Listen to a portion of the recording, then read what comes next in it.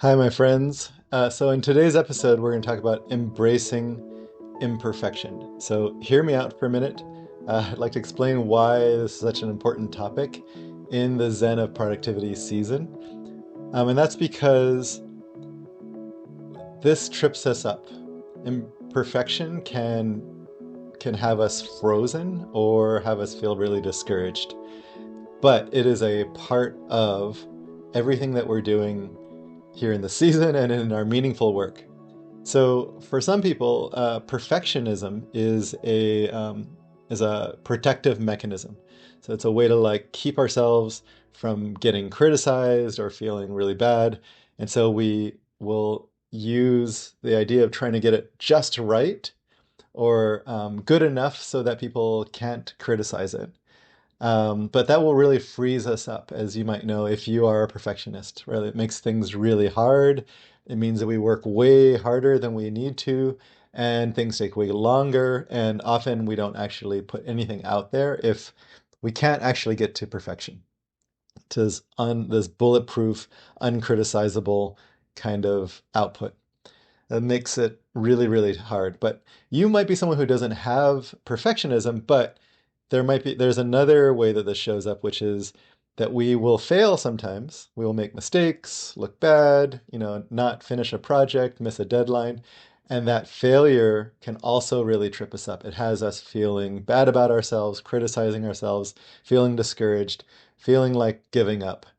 And so, whether you have perfectionism or not, the same kind of mechanisms will play out.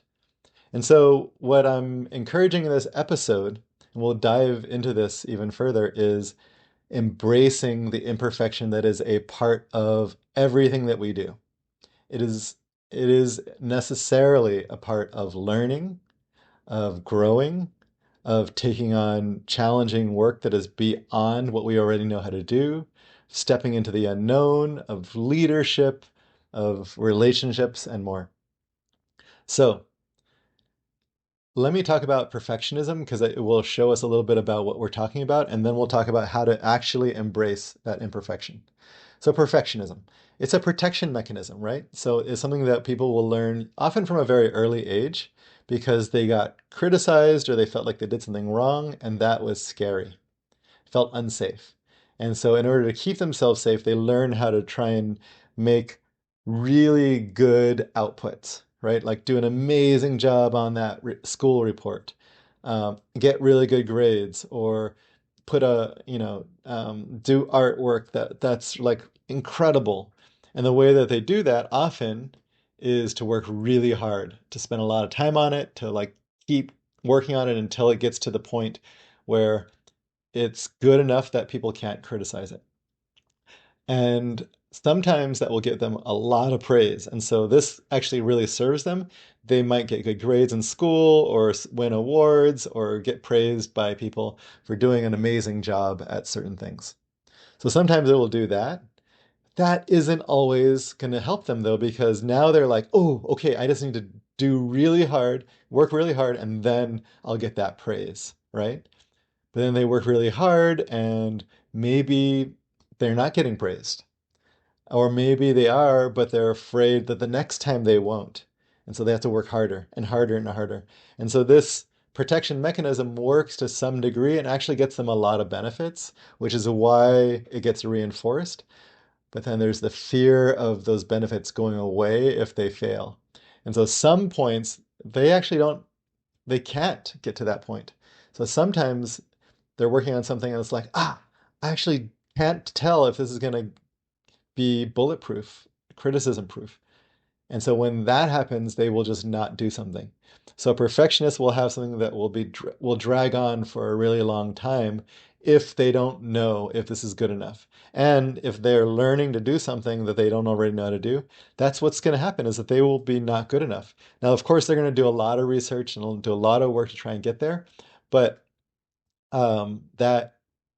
that is going to be it'll freeze them up. And so perfectionists often will end up with something that really matters to them that has a lot of uncertainty and has them stepping into the unknown, but that they can't succeed at or they don't know if they can, and so they get frozen.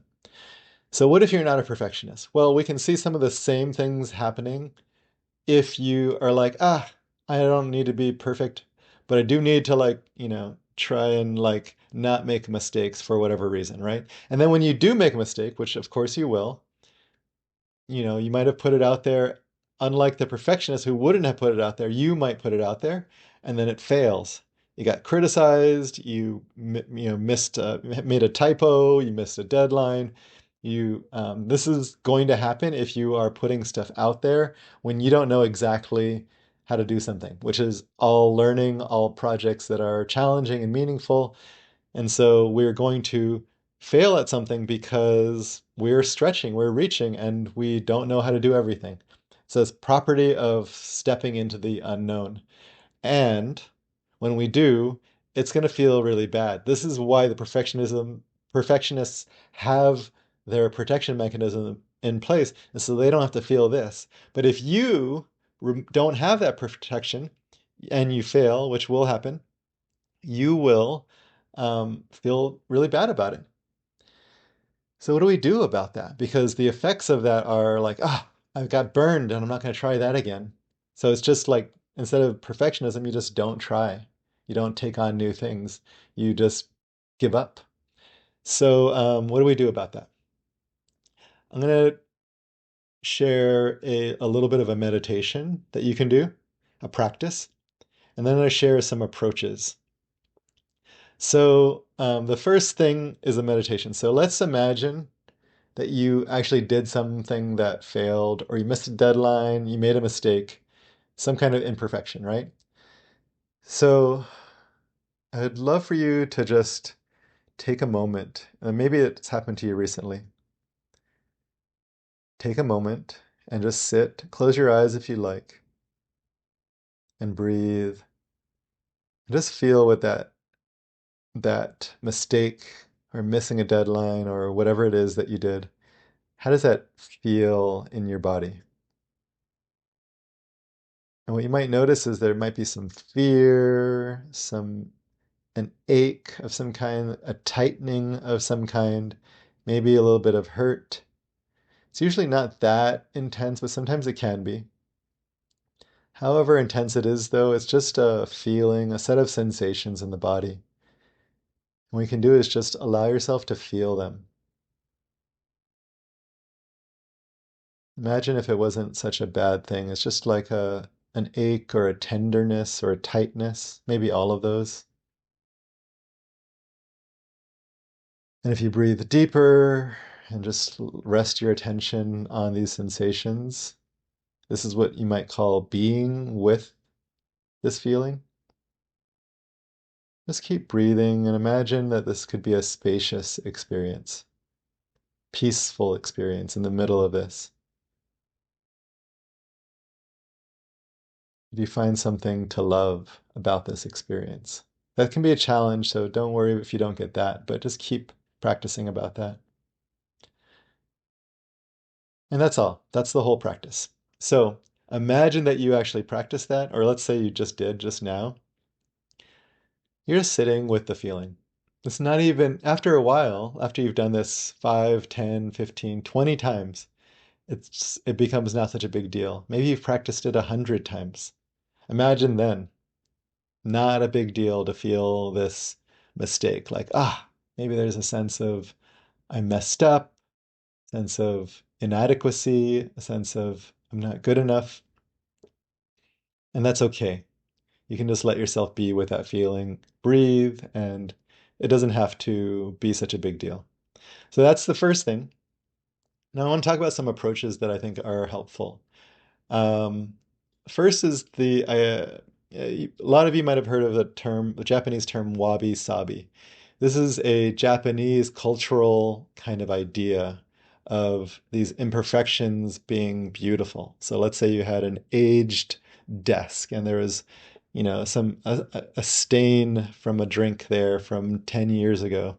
And over here there was like another stain. And so there's a scratches and there's a sense of imperfection to the desk. It's not new and perfect, but actually aged and beautiful. So this is the idea is that things have chips and cracks in them. Things have discoloring or wearing or so a sense that the person who made it didn't do it in a factory kind of like perfect way, but did it by hand. And these imperfections are actually quite beautiful. It adds texture to an object. But if we look at beyond, the idea of an object being imperfect but beautiful, we can see that everything can be like this. All of life has little chips and cracks, little aging and weathering, little texture. We do, like as people, and every experience does. And that's actually something to embrace because that experience becomes unique and not just rote. It's just like a new experience that we can really fully love. And the same is true of every person. Every person has some kind of wear and tear, some kind of imperfection. That actually is what makes them them. And we can learn to love that. So, with that idea of wabi sabi in Zen, what if we could take that to our work? That the work itself is going to have flaws, that it will actually be made more beautiful and unique because of those flaws. And of course, we can if we need to, we can fix those flaws. We can work on the messiness of it, but it isn't ever going to be, quote unquote, perfect. And in fact, it already is. And that's an idea that can help us to just embrace the imperfection. There's another aspect of this imperfection that I think is important is that this is actually how we learn. We stumble and fall and we learn from those stumbles and falls. And I think every one of us gets that intellectually. We know that that's true. We learn from our mistakes, but we don't embrace that attitude as we are in our learning process, which we are always in. If you're taking on a project, trying to change a habit, trying to work with people, you are in a learning phase. And so that is actually how you'll learn. So, what can we learn from all of these imperfections, these mistakes, all the things that happen? Think of it as part of your growth.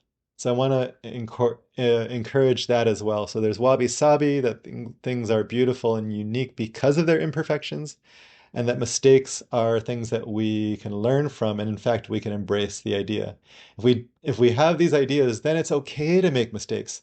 I'm going to try things, make mistakes and fail sometimes, and then just learn to sit with the feeling of failure, but then what can I learn from it? What can I see? What beauty can I see in it? Okay, so if you can take this approach, then everything that you do, an email, something that a report that you write, a blog post that you write if you're me, um, you can you can do it and put it out there. I'm not saying you don't ever proofread, but it doesn't have to have a lot of stress on it to get it perfect. If you can have that approach. So then things start to flow. Your productivity and output start to flow. Your ability to respond to messages and emails start to flow, and that becomes like a much easier kind of like a way of being if you can embrace the imperfection. I'm going to share a couple of ideas from this that extend from this. One is the idea that we could bring play into our work, into our productivity. That doesn't have to be trying to get everything right. Play doesn't have the idea of getting things right. Play is just like, let me try things. Let me have fun with it. Let me explore and be curious. Let me do this and see how it works, and this and see how it works, and then try this because it feels like fun. And this is a way of working and working together that can be quite beautiful if we allow this idea that we don't have to get things perfect. Embracing imperfection could be embracing play. I want to also contrast play versus getting it right. Try and notice when you get stuck in the idea, I need to do it the right way. I need to get it right. I need to do it so that it is right. That rightness that you're trying to get to is the thing that we are talking about here. That's perfection. That's the ideal. That's what your expectations are. That's the kind of goal that you're shooting for of the output. But what if you could shoot for that goal, but there is no like right way to do it? Sometimes there might be, but for a lot of times it's like, oh, let me just try it this way. If I were to write a blog post, is there a right way to write a blog post? I would argue no. There's just a Leo way in this moment. That's the way of writing that blog post, and there isn't a right or wrong. And so that way, instead of getting it right, which is kind of one thing, over here I can just play. Or another way to do this one over here instead of play is just choose from the heart. What would I like right now? How would I like to do this in a way that could feel really nice for my heart? Like what do I want to do? What do I want to choose versus needing to get it right? So these play and choosing from the heart are two things that I want to contrast with getting it right. If we embrace imperfection, what that means is we can play, we can choose from the heart without needing to get anything right. Finally, if you are trying to stick to something that's long-term, like a habit, but also a long-term project, you will fall off the path. For the habit, that's an obvious one. It's like, oh, I wanted to exercise 5 days a week. Well, last week I only exercised one for some reason, or I missed all of them because I was sick, or I traveled, or I had visitors, or whatever. Falling off the habit um, is a part of habit creation. It's a part of it, but we think that there's something wrong with that.